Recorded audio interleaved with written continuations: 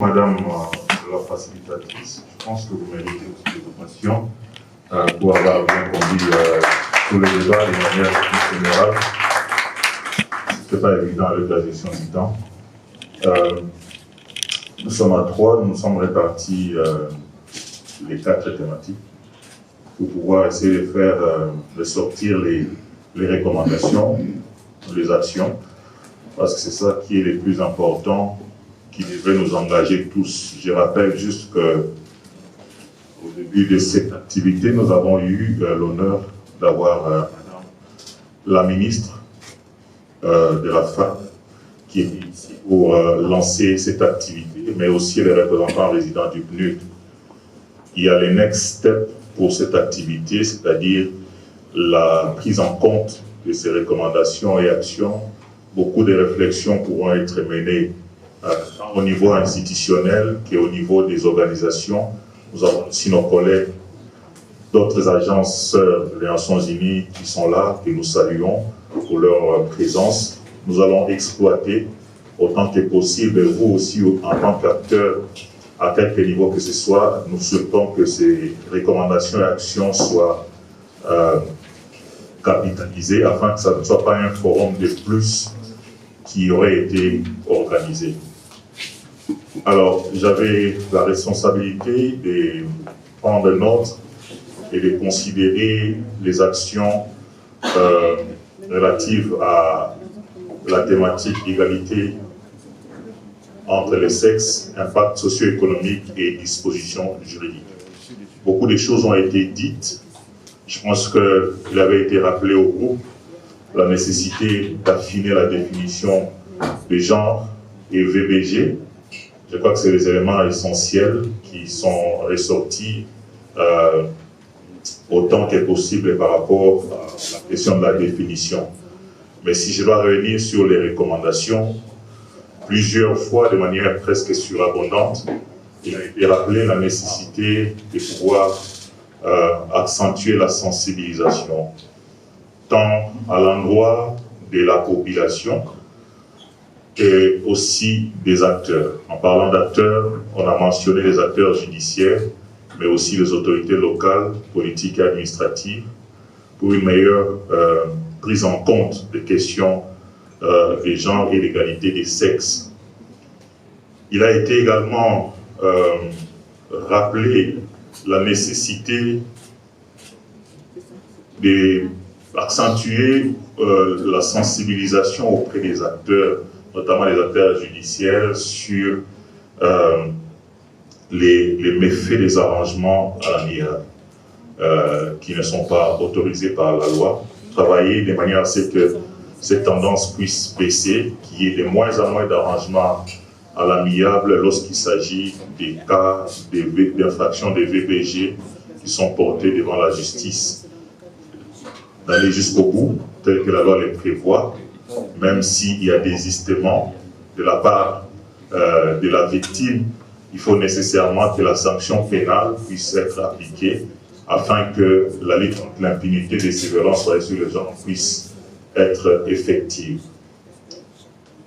Une autre recommandation qui a été faite au niveau de cette thématique, c'était de pouvoir multiplier les plaidoyers pour la mobilisation des ressources. Parce que parlant de sensibilisation, on a parlé également de la vulgarisation des textes. Cela nécessite des moyens de la part de l'État, mais aussi des moyens de la part des partenaires techniques et financiers. Il a été également recommandé comme action de pouvoir veiller, ça c'est autant la société civile que les acteurs étatiques, de veiller à l'exécution des décisions judiciaires et surtout l'indemnisation des victimes. C'est bien beau de pouvoir pousser les victimes à dénoncer, mais lorsqu'elles ne trouvent pas leur compte, en termes d'indemnisation, cela n'encourage pas du tout à pouvoir les faire. Une recommandation que nous avons notée, qui revient également, c'est relative à l'ancrage social des lois et institutions. Et à cela, la recommandation, c'est de pouvoir considérer la nécessité de révisiter certains textes, mais tenant compte de la sociologie du pays, mais aussi une meilleure appropriation de ces textes afin que cela ne soit pas lettre morte. Je voulais prendre la dernière recommandation. Je pense que ça a été mentionné en ce qui concerne la question foncière.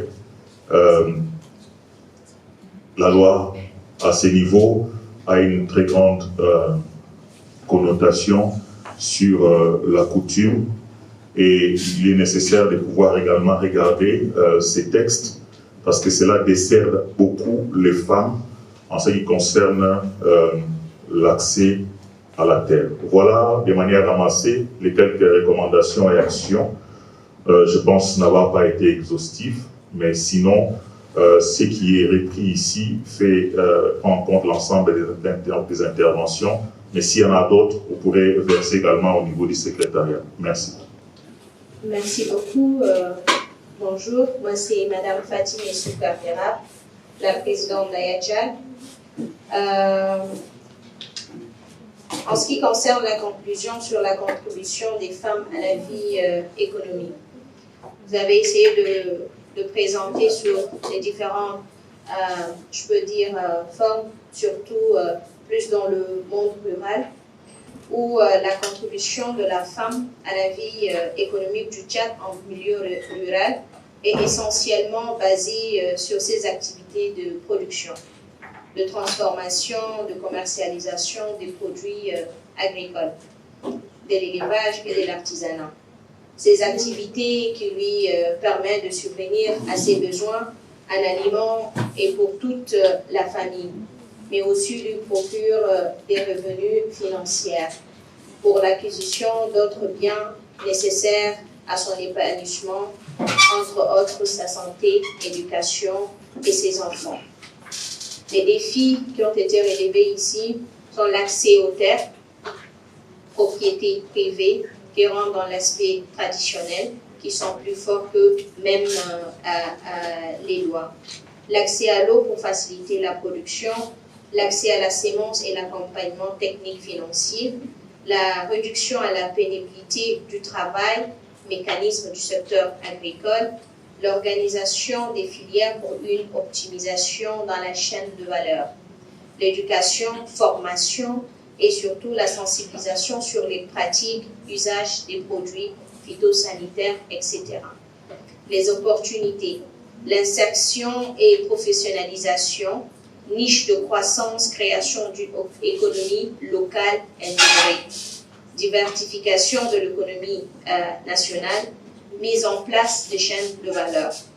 Dans les grandes villes, dans le secteur toujours agricole, on a retenu que les grandes villes sont généralement de lieux de convergence des productions agricoles issues du milieu rural. C'est également les femmes qui assurent la distribution de ces aliments dans les circuits informels de revenus, comme la présidente, Madame Khadija Kolenga, l'a bien dit. Dans le secteur de l'entrepreneuriat, le secteur de biens et services tertiaires et des initiatives entrepreneuriales, les femmes restent sous-représentées, mais continuent une résilience à soutenir par des actions conjuguées et coordonnées entre les différents acteurs et spécialisés en accompagnement technique et financier. Mais je tiens à rappeler que le problème de l'entrepreneuriat ici, elle n'est pas que féminin et c'est partagé. Donc tout ce que la femme est en train d'avoir comme difficulté, c'est que c'est la même chose qu'un homme peut aussi avoir ici, surtout au niveau du Tchad, en ce qui concerne l'accès au financement et l'accompagnement technique. Les contraintes à la participation des femmes dans la vie économique, particulièrement les femmes entrepreneurs. Les contraintes sont d'abord d'ordre socio-culturel et se situent également dans les appropriés et préjugés avant d'être structurelles. Absence d'éducation à la culture entrepreneuriale, faiblesse de l'éducation et scolarisation de la formation de la femme tchadienne en particulier, et sous l'éducation des femmes au Tchad qui n'ouvrent pas l'accès à des formations, à la création d'entreprises et du management, même quand on se fait aider. Le manque de structures d'accompagnement capables d'accompagner efficacement l'entrepreneuriat féminin, l'absence de financement ou de structures capables d'accompagner surtout les initiatives des femmes. Donc, comment lever les contraintes? Par le biais de rencontres similaires où il est possible de croiser les expériences afin de trouver et définir des orientations globales qui tiennent compte des différentes approches au niveau communautaire. Évacuer les préjugés et perceptions communautaristes liées aux pratiques culturelles et religieuses avec des véritables plateformes de dialogue et d'échange entre les membres de la communauté. Création au niveau local dans les différentes composantes femmes, jeunes, hommes, des réseaux de sensibilisation au changement de mentalité vis-à-vis de l'entrepreneuriat féminin. Au niveau citoyen, adopter une synergie entre tous les acteurs militants à la promotion de l'entrepreneuriat féminin pour une coordination des actions et partage des expériences qui convergent vers les objectifs communs. Au niveau étatique, une meilleure circulation de l'information en rapport avec les projections de l'État et de mesures d'accompagnement ciblées qui interprètent tous les acteurs impliqués dans les différentes trajectoires des femmes entrepreneurs.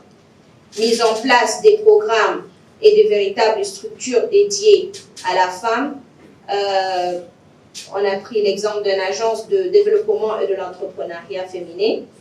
Et au niveau de partenaires techniques et financiers, une véritable collaboration et un partage des expériences acquises pour dégager une approche plus efficace sur le terrain avec des objectifs mesurables. Je vous remercie.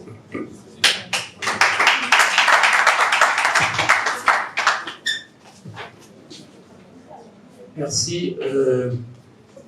Je n'ai pas la chance de mes prédécesseurs. Chacun a eu à faire face à une seule présentation. Moi, j'en ai deux. Et justement, peut-être je ne serai pas fier, mais accepter que j'ai pu noter quand même quelque chose de très important dans ce qui a été dit dans les deux thématiques. D'abord, du genre et de l'énergie. J'aimerais un peu situer la présentation dans le contexte que quand simplement on analyse les documents de programmation ou de planification du secteur énergie au Tchad, vous trouverez rarement le mot genre. Ce qui veut dire que le genre n'est pas aussi au centre comme on le pense. Parce que j'ai eu à analyser 4 documents, j'ai trouvé un seul qui parle quand même du genre, c'est celui de la lettre d'énergie renouvelable qui a été publié en 2018, qui dit qu'il faut promouvoir, accroître plutôt la promotion de l'énergie renouvelable dans le monde rural, effectivement en incluant les genres. Et c'est le seul passage qui m'a intéressé. Et justement, quand vous avez bien parlé de l'énergie, mais l'énergie, comme on nous l'a demandé aussi dans notre lettre de recommandation, on doit faire aussi des orientations et des recommandations. L'énergie va au-delà de l'électricité. L'énergie va au-delà aussi des fournitures d'énergie domestique. Donc, il faut effectivement que la femme soit au centre. Donc, quand j'ai analysé ce document, et ça rejoint à peu près ce que la ministre a dit, dans tous les secteurs, vous voyez que c'est très, très infime qu'on trouve les proportions des femmes. Ce qui prouve que l'énergie a écarté les femmes. Mais nous pouvons mieux faire. Nous pouvons mieux faire, c'est ce que vous avez fait aussi à travers vos différentes recommandations, c'est de mettre la femme face à l'activité qu'elle fait et le besoin en énergie qui est sollicité. Et c'est ce que vous avez ressorti. Également, vous avez recommandé pour motiver les jeunes étudiants dans le secteur de l'énergie.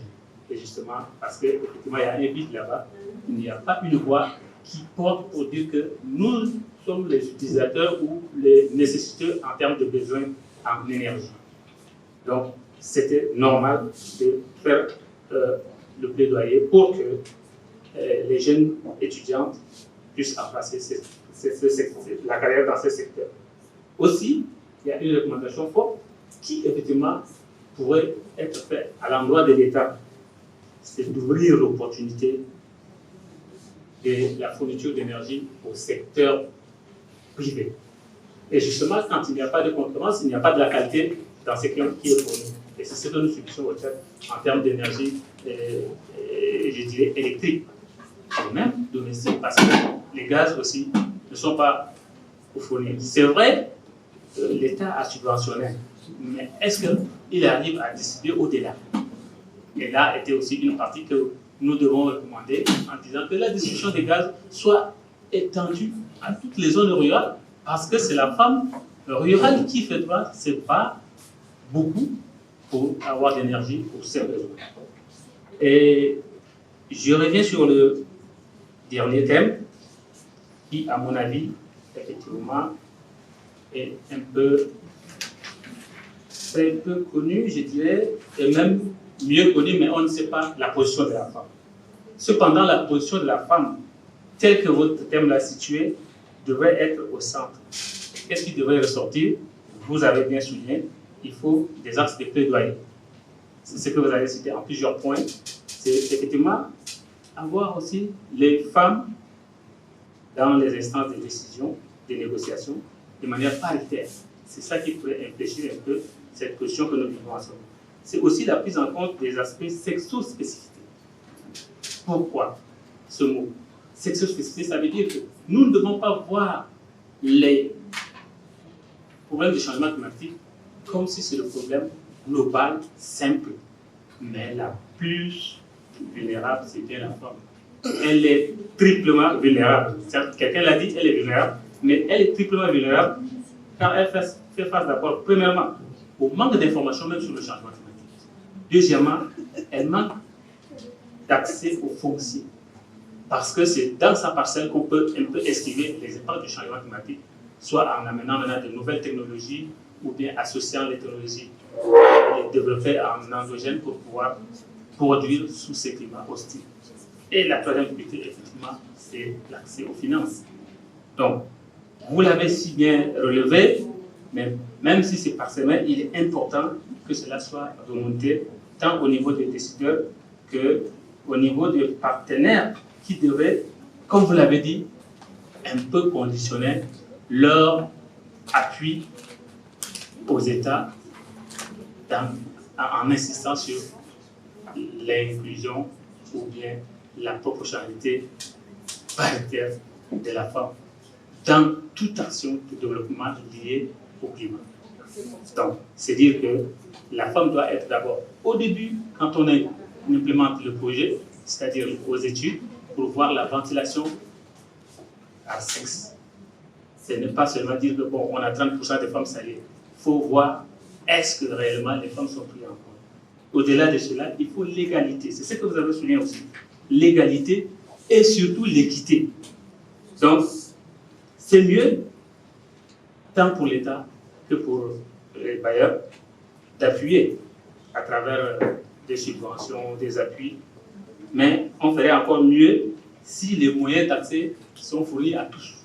C'est-à-dire de la même manière qu'on fournit à la femme comme à l'homme les moyens de lutter contre le changement climatique.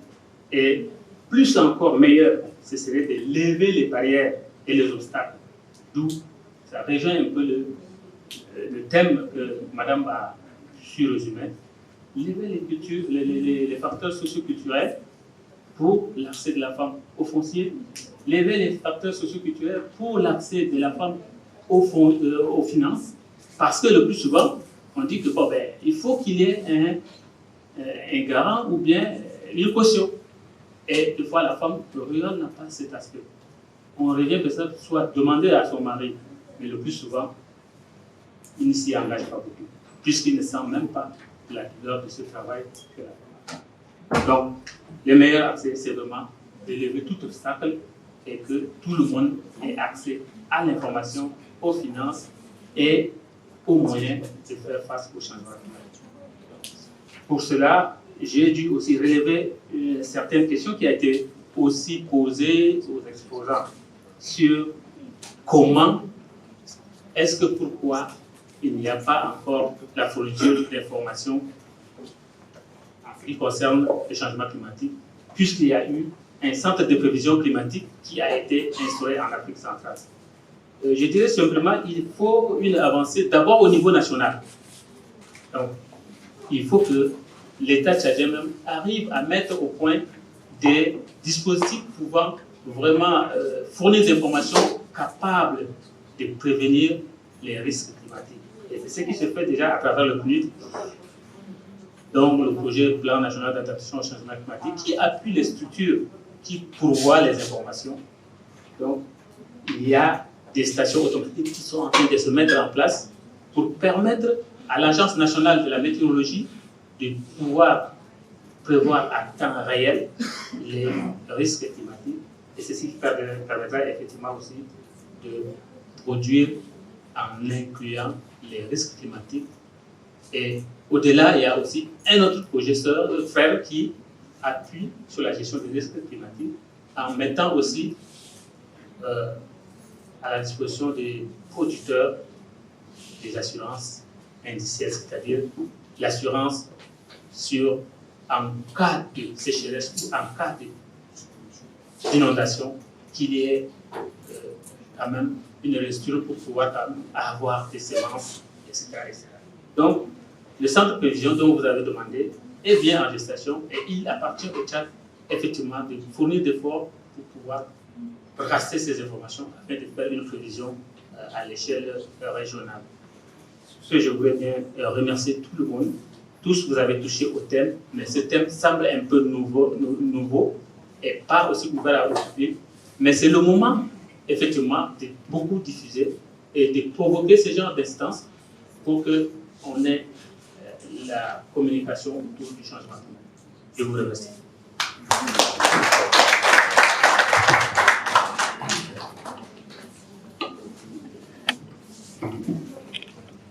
Mesdames et messieurs, nous arrivons au terme de notre café-débat.